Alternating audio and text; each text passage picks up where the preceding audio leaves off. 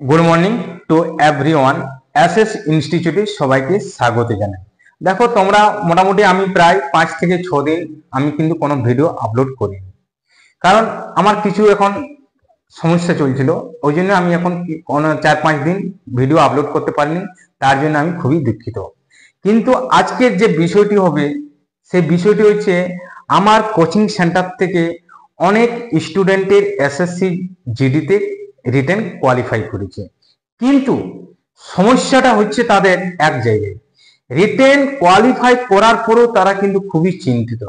এরপর বলবে স্যার কেন? যারা ওবিসি ক্যাটাগরি আছে, আমার এখান থেকে কিছুজন পেয়েছে ওবিসিতে, আর কিছুজন আছে এসসি এসটি আছে, কিন্তু যাদের যাদের ওবিসি ক্যাটাগরি আছে তাদের এখন তোমরা সবাই জানো ওবিসির ব্যাপারটা, এখন ওবিসিটা কিন্তু কোর্টে বিচারাধীন। তো যতক্ষণ না ফাইনাল ওবিসিটা না হয়, ভার্ডিক্ট যতক্ষণ না আসে কোর্টের রায়, ততদিন কিন্তু আমাদের সমস্যায় পড়তে হচ্ছে। কি রকম সমস্যা? কালকে আমার একটা স্টুডেন্টে আমাকে বললো স্যার এবার আমি কি করব। ও কি সমস্যা হয়েছে শুনো। ও এসএসসি জিডি রিটেন কোয়ালিফাই করেছে, কিন্তু সে হচ্ছে OBC A category. OBC A category হওয়ার পরে সে কি করলো, এনসিএল আমাদেরকে সেন্ট্রাল যে কোনো এক্সাম ক্র্যাক করার পর তারপর সেটা সেন্ট্রালাইজড করতে হয়, এনসিএল বানাতে হয়। কিন্তু সে যখন এনসিএল বানাতে গেল, সে কিন্তু তাকে ডাইরেক্ট বলে দিল এখন এনসিএল দেওয়া হবে না ওবিসি ক্যাটাগরি। তা আমার একটাই যুক্তি, যদি যারা যারা ওবিসি, শুধু আমার স্টুডেন্ট গুলো নয়, এরকম গোটা পশ্চিমবঙ্গে গাদা গাদা ওবিসি স্টুডেন্ট আছে, গাদা গাদা ওবিসি স্টুডেন্ট, তবে কি তারা কি সেন্ট্রালের এক্সাম থেকে কি বঞ্চিত থাকবে? না, তারা পাবে না। প্রথম কথা আমার এটাই, আমি প্রত্যেকটা ইনস্টিটিউটের টিচারকে আমি একটাই রিকোয়েস্ট করব, এই ব্যাপারে কিছু একটা আপনারা করুন বা সবাই মিলে একটা আন্দোলন করার ব্যবস্থা করুন। কারণ ছেলেগুলো যখন আমার কাছে এসেছিল না, চোখের জল তারা ফেলছিল। তো এরপর আমি এই যে টিচার হিসাবে আমি কি করে থাকতে পারি, বললো স্যার এত কষ্ট করে রিটেন কোয়ালিফাইড করলাম, এরপরে যদি এনসিএল এর জন্য যদি সে বাদ পড়ে যায় তো তার কতটা দুঃখ। কারণ বেকারত্ব দুঃখটা এতটাই দুঃখ যে তোমরা চিন্তা করতে পারবে না।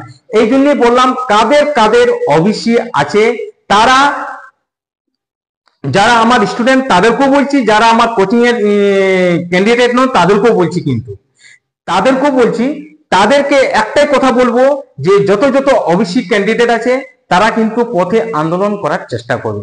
কারণ এখন যদি আমরা পথে না আন্দোলনে নামি তবে কিন্তু এনসিএল পাওয়া মুশকিল।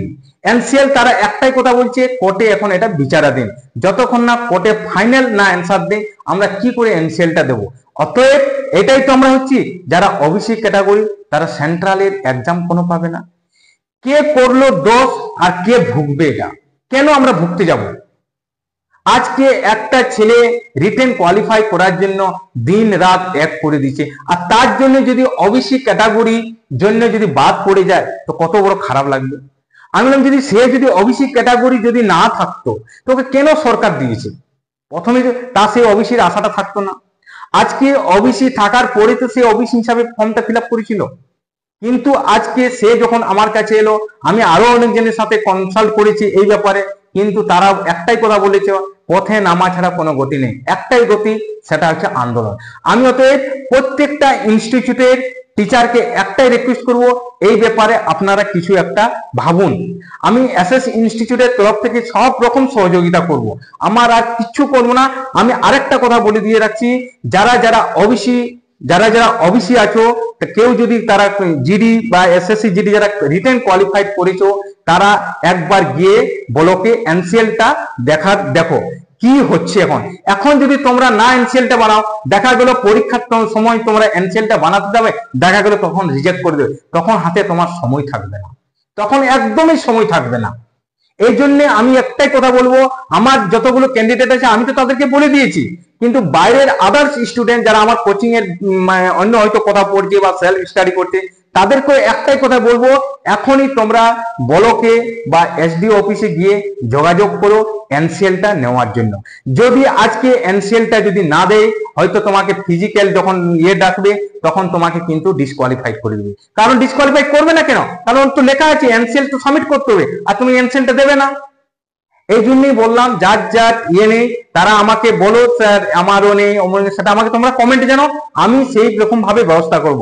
আর প্রত্যেকটা ইনস্টিটিউটের টিচারকে আমি একটাই রিকোয়েস্ট করব, এইটা নিয়ে আপনারাও একটা ভিডিও বানান, ভিডিও বানিয়ে আপনারা ইয়ে করুন, সেটা সোশ্যাল মিডিয়ার মাধ্যমে করুন বা যেখান মাধ্যমে করুন, কিন্তু এই ব্যাপারে আপনারা একটা ভিডিও অবশ্যই বানাবেন। এই বলে আমি আর কিচ্ছু কথা বলবো না, কিন্তু এটা যাতে আমাদের সমস্যাটা সমাধান হয়ে যায়। কারণ আমি আমার যে স্টুডেন্ট গুলো পেয়েছে, সব স্টুডেন্ট তো পাইনি, কিছু কিছু স্টুডেন্ট যাদের ওবিসি আছে, যাদের এসসি আছে, যাদের এসটি আছে, তাদের তো কোনো অসুবিধা নেই, কিন্তু যারা ওবিসি আছে তাদেরই তো অসুবিধা।